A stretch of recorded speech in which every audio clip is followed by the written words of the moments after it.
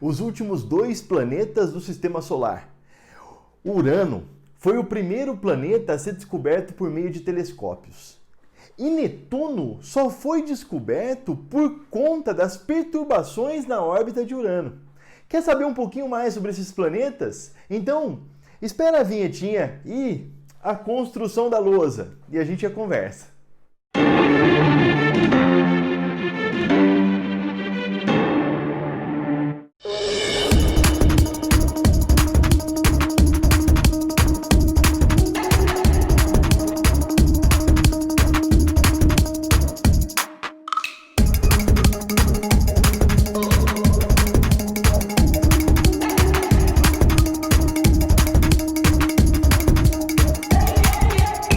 É muito legal a construção dessas lousas, né? Bom, então, antes da gente começar, já curte aí, se inscreva no canal, compartilhe. E olha, eu fiquei sabendo há pouco tempo que comentar faz bem pro canal. Então comenta, meu! Comenta, fala, pô, que lousa legal, pô, eu gostei mais do Sol, eu gostei mais da Terra. Enfim, Virgílio, faz aí o sistema solar inteiro. Dá a tua opinião aí, dá uma dica do que a gente pode fazer depois, tá certo? Bom, para encerrar o nosso sistema planetário, vamos falar dos dois últimos planetas. Isso falando de planetas. Para falar ainda do sistema solar, a gente tem os cinturões de asteroides, a gente tem os planetas anões. Isso vai ficar para um outro dia.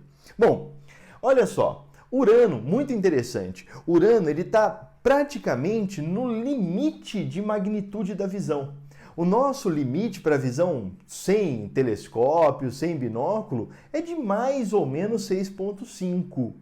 Olha a magnitude de Urano, 5,5. Fora isso, Urano está muito distante do Sol, o que faz com que o seu período de translação seja muito grande, né? Ele demora muito tempo para dar uma volta em torno do Sol. Então, alguns astrônomos até já tinham visualizado Urano, mas achavam que era uma estrela de baixo brilho. Vamos lembrar de novo, hein? Magnitude e brilho são inversos. Quanto mais brilhante é o corpo, menor é sua magnitude. Não vai esquecer disso. Bom, então a distância de Urano ao Sol é praticamente 20 vezes a distância da Terra ao Sol. Urano e Netuno fazem parte dos gigantes gasosos, mas talvez seja comum você ouvir dizer que são os gigantes gelados, são os planetas de gelo. Enfim, isso porque eles são muito frios.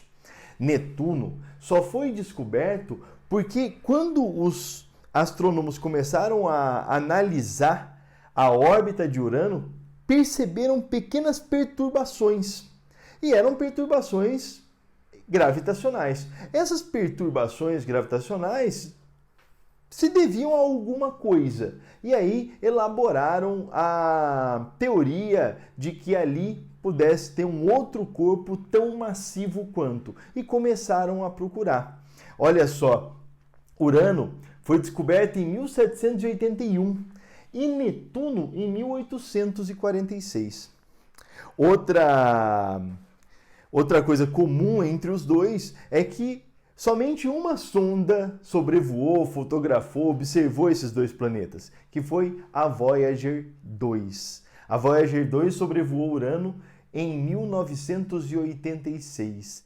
E quando ela fez isso, ela conseguiu perceber que Urano também possuía um sistema de anéis, são 13 anéis. Também 27 satélites. Alguns dos satélites nós descobrimos há pouquíssimo tempo.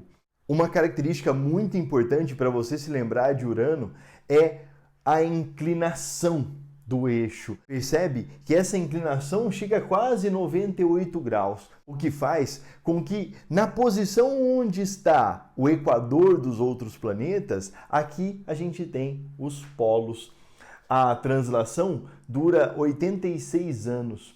Então, um dos lados sempre fica 42 anos sem luminosidade. Por isso é muito comum quando você observa Urano, você vê uma faixa, uma parte um pouco mais brilhante e uma um pouco mais escurecida. Dentro das provas de Olimpíadas, o que acontece demais é o examinador perguntar a diferença entre esses dois planetas. Perceba que eu fiz o corte só de um. Por que eu escolhi fazer o corte só de um? Porque a estrutura dos dois é extremamente parecida. O tamanho também, olha só. Olha o diâmetro de Urano e olha o diâmetro de Netuno. São planetas com tamanhos muito próximos. Netuno é um pouco menor que Urano. E olha que interessante, Netuno é um pouco menor que Urano, mas com uma massa maior. A massa de Netuno é 17 vezes a massa da Terra e de Urano 14 vezes. Isso faz com que Netuno seja mais denso. Se ele é mais denso, ele também é um pouquinho mais quente. Embora seja frio também, menos 200 graus Celsius é a temperatura média de Netuno, enquanto a de Urano é menos 220 graus Celsius. Também Netuno tem uma atmosfera mais perturbadora. Acredite ou não, aqui nós temos ventos com velocidades superiores a 2.000 km por hora. E isso promove essas faixas todas. Vamos lá para a composição dos dois planetas? Então nós temos um núcleo rochoso, provavelmente quente, e já vou te dizer por quê. Quando nós medimos a temperatura de Urano, os polos, que são, mesmo na parte iluminada pelo Sol, têm temperatura menor do que na linha do Equador. Isso quer dizer que a gente tem um fluxo de calor aqui do centro para a superfície. Os astrônomos ainda não sabem qual a origem desse fluxo de calor. Talvez tenhamos aqui um núcleo com temperatura alta. Além disso, nós temos o manto, uma atmosfera interna e uma atmosfera externa. O manto possui água, amônia e cristal de metano. E a atmosfera, assim como os outros planetas gasosos, hidrogênio e hélio. E uma parcela, uma parte de metano nos dois. O metano aqui torna este planeta azul esverdeado. Então, lembra que eu falei? Sempre o examinador pergunta qual é cada planeta, te dá a foto dos dois. Bom, Urano é o planeta com uma cor mais fraca, é um azul mais claro. E Netuno é um azul mais escuro. O metano faz isso. Então, uma vez que o metano recebe a radiação, ele absorve o vermelho e emite o azul. Daí a coloração destes planetas. Netuno possui 14 satélites e tem uma gravidade um pouco superior à gravidade terrestre. A gravidade de Urano é um pouco inferior à gravidade terrestre. Como eu já disse, Netuno não é visível a olho nu. Então, nós precisamos de equipamentos para conseguir visualizá-lo. Os períodos de rotação são incríveis. Mostram que o planeta tem uma velocidade muito alta. A rotação de Urano é 18 horas e a rotação de Netuno 16 horas. Você já deve ter ouvido falar que em Netuno chove diamante. Por que isso acontece? Netuno tem hidrocarbonetos na sua atmosfera. Uma pressão muito alta, uma densidade muito alta. Isso faz com que o carbono se junte, formando diamantes. Como o diamante é pesado, ele vai para o centro. Bom, isso é provável. Não sabemos exatamente se isso acontece. Fechando os planetas do Sistema Solar, temos 4 rochosos e 4 gasosos.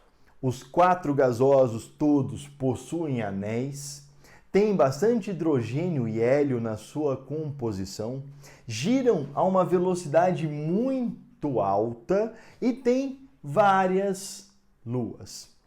Além disso, você deve sempre se lembrar que o período de translação do planeta se deve à distância que ele está em relação ao Sol. Isso nós vamos medir com a terceira lei de Kepler.